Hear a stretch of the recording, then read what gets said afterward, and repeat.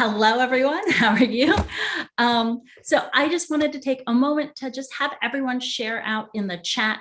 If you're a teacher, what grades do you teach? Where do you teach? And if you are other ways supporting immigrant students or immigrants, where do you work and what organization you work with? I know we're not going to be able to acknowledge every single person on the call, but maybe there's someone that flies by in the chat. You're like, oh my gosh, I would like to connect with that person. And I encourage you to reach out to them privately and message them and make a connection. And that's one of the things I want to talk about on my session today, is just making those connections. So I see a lot of people throwing their positions and places in the chat. That's awesome. I know there's a lot, so hopefully you'll take that in later. But there's so many people on this call, and there's so much combined expertise and strengths here. And so just wanted to acknowledge that. I am going to share my screen right now. Excellent. And put us into slideshow mode. So welcome. As Denzel introduced me, my name is Jessica Lander.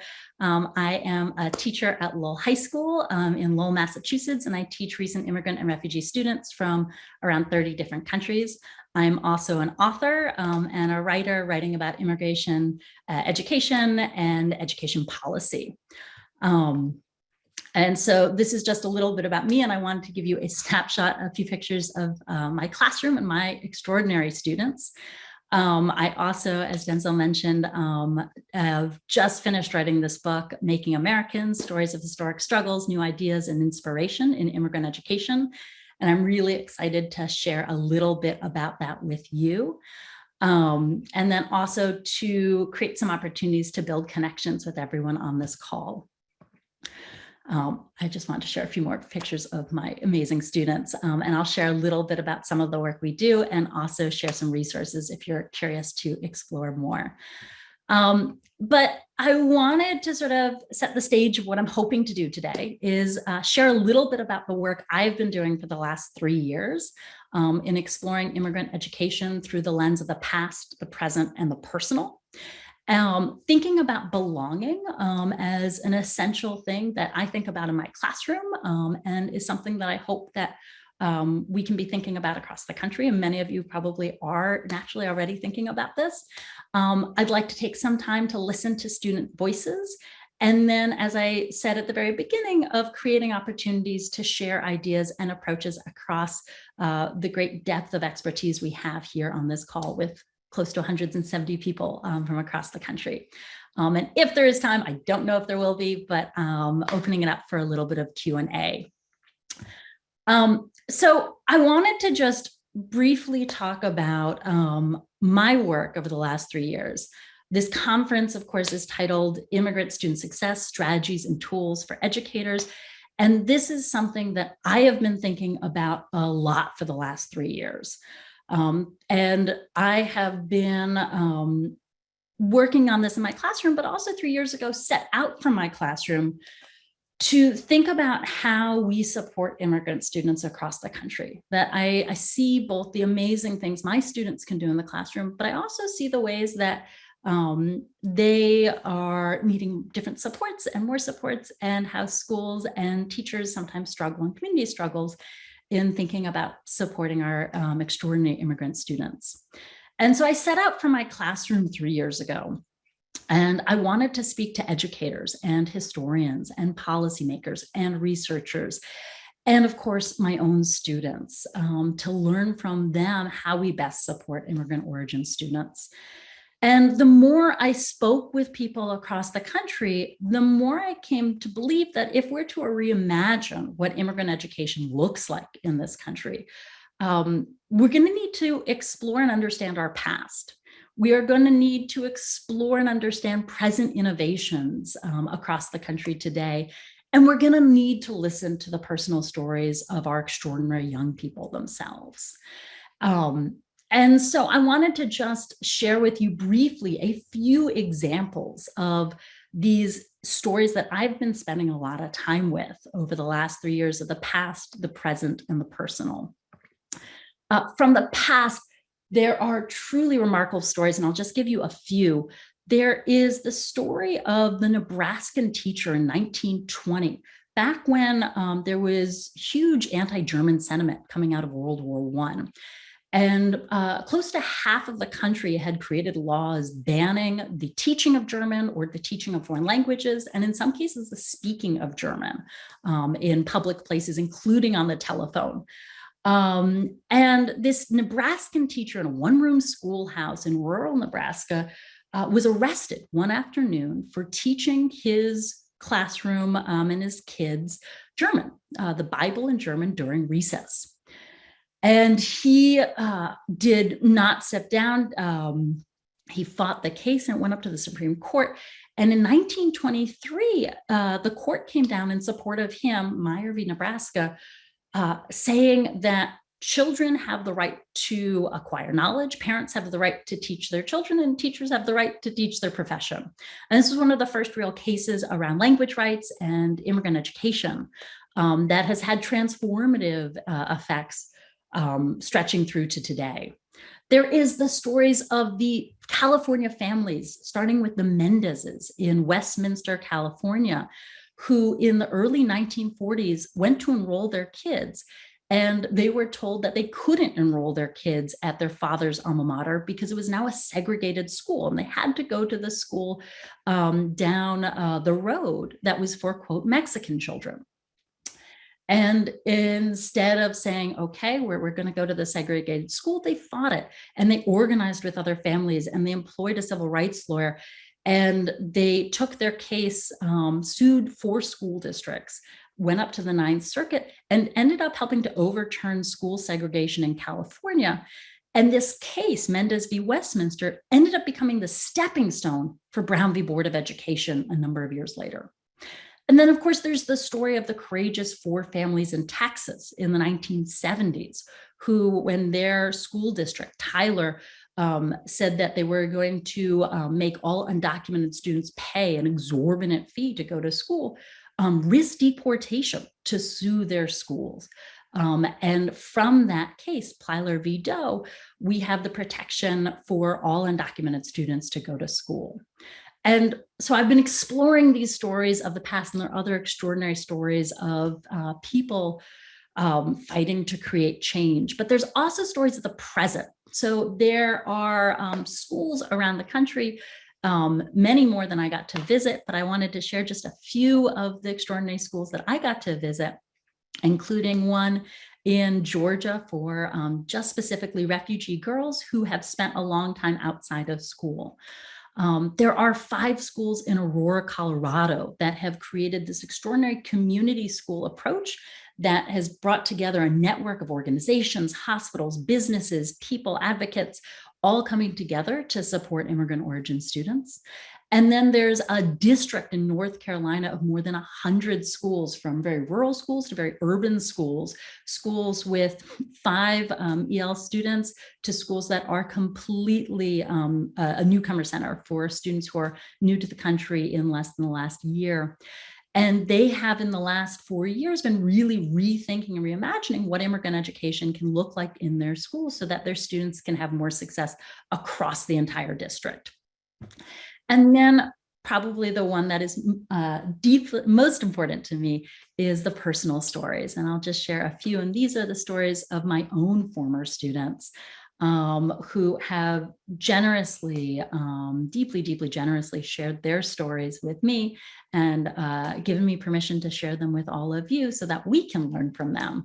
And so there is my student Chori, who grew up in Baghdad, and then, having escaped during the war, found a home here in his school and found a safe space in the ROTC program. There is Srinith, the daughter of Cambodian genocide survivors, who loves computer science and coding and taught herself to code and hopes to become an entrepreneur. And there is Robert, an extraordinary young man who escaped violence in the Democratic Republic of the Congo, lived for a while in Uganda in a refugee camp, and came here creating a new community. And these are some of my amazing former students who I continue to get to learn with and who generously shared their stories so that I could learn from them. But what struck me in all of these stories is, go back one.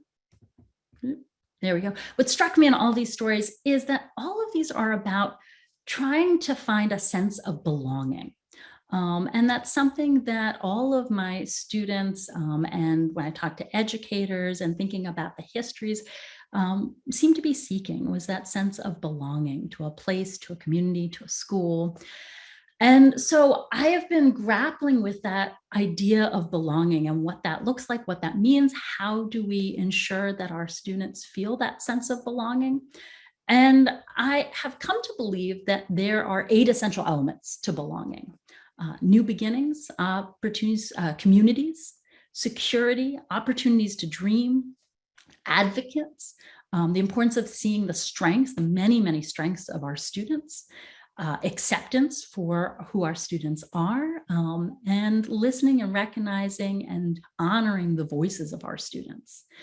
And so what I've been doing is trying to explore these elements, these 8 essential elements of belonging, because my hope is that if we can understand this, we can create schools where all of our students feel that sense of belonging. And so I wanted to just dive deeply for another moment, if you'll let me, to explore just one of these through that lens of the past, the present, and the personal. I'll take voice. And just to dive deeply for 1 second to explore a story of the past that looks at voice. There is this remarkable story of this nun, Sister Frances Georgia in Boston, who in the late 1960s was working for the mayor and interviewing recently arrived Puerto Rican families, and found that many children were not in school. Either their families didn't feel that they had enough English to go to school, or the schools had actually just discouraged them or told them they couldn't enroll their kids. And she then organized and worked with people in the city to then create a report on the exclusion of children in Boston, which led to this explosive report, The Way We Go to School, that found that more than 10,000 children were being excluded from school, which then led a year later to Massachusetts passing the first statewide bilingual education law in the country in 1971, which then in the following years led states across the country to follow suit, creating similar laws, which then led to, in the 1980s and the 1990s, a backlash and a spate of English-only laws across the country saying, no, we only want people to speak English, learn English, which then led to laws across the country ending or limiting bilingual instruction. And then most recently, as we see the swing of the pendulum come back, recent years, states, notably California and Massachusetts, embracing and passing laws that support multilingual education and instruction, and almost every state in the nation now adopting the seal of biliteracy. And so just one example of a historical exploration of voice, and both the embracing of voice, the trying to control of voice, and then that embracing again.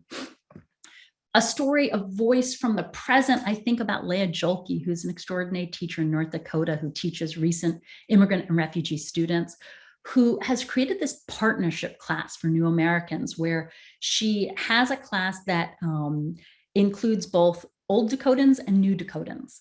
And together they share and learn from each other. They share each other's stories. They share childhood memories. They then do exercises where they share each other's memories in the I voice to the whole group. They craft lessons together to share traditions and histories, and they go out to elementary schools to share those. And so thinking about ways that she is elevating and celebrating the voices of her immigrant students. And then I wanted to, particularly because Ariana had asked, share a little bit about my own students. And let's see if there we go. Looking at voice through the personal, and we'll pause here in a moment to do some exploration because I've done enough talking. Uh, a number of years ago, my students and I created the We Are America project. And this came out of a discussion we had really around belonging, where some of my students felt that they belonged, but weren't sure that other people felt that they belonged, or some weren't sure if they belonged. And so my students set out to share stories of self, to claim their space, to share their history, to see it really as a part of this country's history. And at first, this project was just a classroom project. It was going to end at the end of the semester, but at the semester's end, we kept going. And we started talking on radio and newspaper, my students did, and at local universities. And at the end of the year, my students came to me, it was near when they were graduating, and said, we didn't want this to end. And so we mapped out what it would look like to create a national conversation, a national project on the whiteboard of my classroom. And even though my students were graduating, the course was over, there was no more like class credit, my students were all in to co-create this. And so now almost 4 years ago, we launched the We Are America project, working with teachers and students across the country to create space for students to share and claim their stories of self, to hopefully help to make sure that students were able to find that sense and create that sense of belonging in their schools, in their classrooms, in their communities. And so I wanted to create space to let us listen to students, because I think most importantly, in thinking about immigrant student success, we need to be learning from our students. And so what I've done here is I'm going to share a resource list, which has a whole bunch of resources on it. But on page 3, I have selected a number of stories from my students who have shared these courageous stories of self. And what I would love for everyone to do in a moment is to take a couple quiet minutes to choose 1 or 2 stories and read them and listen and learn from some of my extraordinary students. And then I'd like to encourage you to come to the Jamboard that I have to share some of your thoughts and reflections of listening to these stories. We're going to use a set of thinking routines created by our national partner, Reimagining Migration, created and directed by the amazing Adam Strom, who is on this conference and you'll be hearing from later. Adam Strom is an incredible educator, and Reimagining Migration has been an amazing partner for both We Are America and for me in my work over the last many years. And so using the questions he created for us, and then also I just encourage you to go check out Reimagining Migration if you don't know about their work. So what I'm going to do now is, let's see, I am going to escape out of this, and there we go. And I'm going to share with everyone this list of resources. I'm going to throw this into the chat. Let's go there. And so you'll have this list of resources. And what I've done is I've tried to create both some sharing of projects that I do in my classroom that we won't have time to explore if you're curious about them, including the We Are America project. The listening activity is on page 3 right here. And so that's all you need to care about for right this moment. And then the thinking guide is here, but I've also put the questions. I've put the questions right here for you to think about these. And then you have the link to the Jamboard right here to share your ideas. And we'll look and listen to those ideas in a moment. And then just as we're on this guide for a second, if you scroll down to the bottom, I just wanted to bring your attention to an amazing set of books and resources of people writing about immigrant and refugee education that I hope you will check out, including some of the speakers on the panel, on the conference in the next 2 days. So I'm going to give you a couple quiet moments, probably 5 moments, just quietly reading, taking in these stories, and then I'll meet you on the Jamboard where you can share connections that you see in green sticky notes. You've got sticky notes right here and you can change the colors. New ideas and extended thinking in blue sticky notes, and wonderings in yellow sticky notes. But I'll give you 5 quiet minutes right now. And I just want to remind everyone, you can use the sticky note option. You don't have to do the scribbles on the whole thing. It's the middle icon and the menu to the left. Great point. Let me demonstrate for that. So if you're not used to Jamboards, if you go right over here to this side, you can click on this sticky note and then you can type. And then if you just press save, or you can change the color depending on which question you're answering, it can then move here, and then you can move that sticky note anywhere you like. Beautiful. And I'm seeing some like gorgeous thoughts come in on the chat. I'm just going to pull these in, and people are moving them around. That's great. Maybe if you see one that is close to yours, you're welcome to move it wherever you think. Or if there's one connected to a particular person that's someone else wrote about as well. But just creating a couple of minutes. If there's too many people on it, you can also add your chats to the chat as well. So there are so many really thoughtful comments. I haven't had a chance to read all of them, but I hope that you'll keep this Jamboard open and read through them. There's also a lot of really beautiful thoughts and reflections on the chat as well. Someone asked, can I use this in my classroom? Please, yes, please use this in your classroom.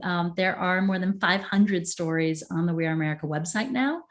Some of them are by recent immigrants, some of them are by students who've been in this country for many generations, but we have so much to learn from all of them, and the project is continually growing. So I very much hope you'll use these stories, you'll use Reimagining Migration's really powerful set of questions and resources and guides.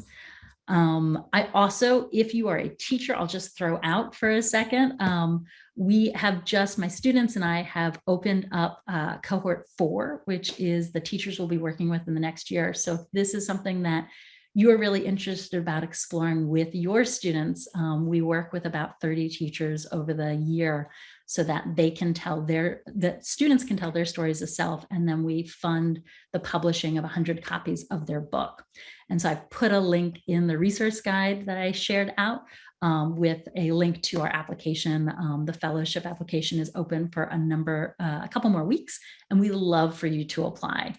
We'll be working with another cohort of teachers across the country.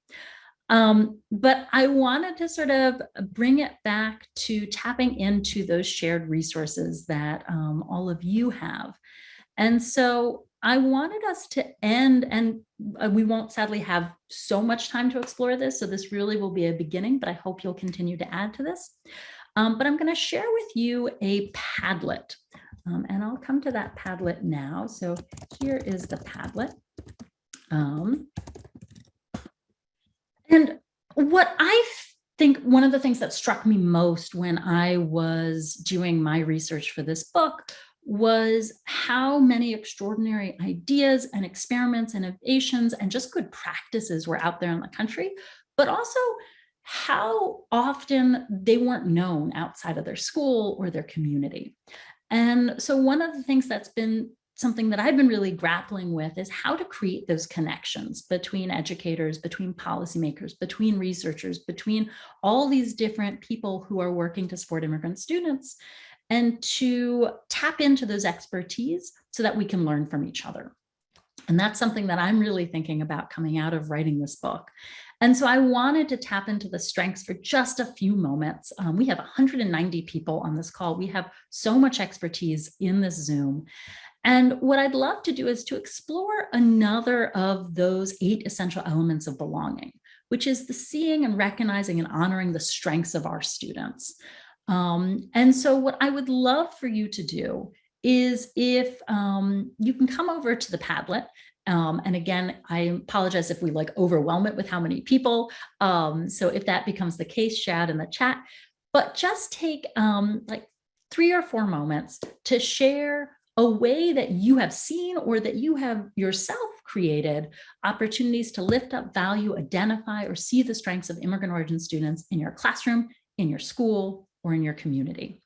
And if there is someone who is saying something really interesting on this Padlet, I really encourage you to reach out to them. So if you put your name to it, if you're comfortable doing that, my hope is that this Padlet can be a source of connection and strength, that you see something that someone writes here and go, I would like to learn more, and you reach out to them later. So if you're willing to put your name to these comments and say, this is who I am, if you want to reach out to me, I think that's something that has really been sitting with me, is how we build connections, how we get to learn from each other outside of our schools, outside of our communities, and across the states and across the country.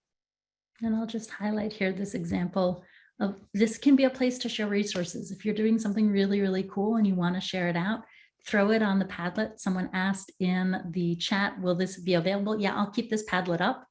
And so you can come back to it. And so if there's something you want to share out in this community that maybe others will be interested in, throw it in here. And I hope that you'll connect with each other. I'll shush for one more minute and then we'll wrap it up and bring it in together. And we've got about 4 more minutes left, and I just wanted to bring it back. And just first off, thank everyone for taking this time and sharing your time with me. I want to remind you of the additional resources. I just threw them into the chat. I'll put us back into slideshow mode for the last couple of minutes. But I hope you find some of the additional resources useful and interesting. The We Are America project, absolutely. Please use this in your classroom or in your organizations. There are more than 500 stories and it's growing. If you want to use this in your classroom, if you want to apply to be a fellow this year, we'd love to consider your application. I also shared a little bit about another project I do with my students, as well as my book, Making Americans, which I hope you will consider checking out and buying. It's been a really powerful experience learning from just extraordinary educators across the country, researchers, policymakers, thinkers, my own remarkable students, and of course, diving into this history that is often untold and unknown. And then at the end of that resource guide are just some really powerful books written by authors who are in the classroom and in research about immigrant education, including some of those on our conference today. And so I hope you will check them out as well. If you want to pre-order my book, it comes out on October 4th after 3 years. There's the QR code that will bring you to my website. I will also throw in the link, throw into the chat a link if you want a sneak peek that I'm allowed to share to educators. But I want to thank you all for taking time out of your days, out of your summer to share and explore and learn with me, for sharing your expertise. And I hope you will reach out to each other if you found someone that you are excited to learn more from. You're more than happy to reach out to me if you want to learn more, or if you want to create different partnerships or work with me on thinking about immigrant education, both at the state level or at the national level. I'm really excited to be learning and working with more and more people. So I'm just want to thank everyone for taking time with me to learn and to share. We are at about time. And so Denzel, I just want to thank you again for creating this space for all of us to learn together, to come together and to create a community together.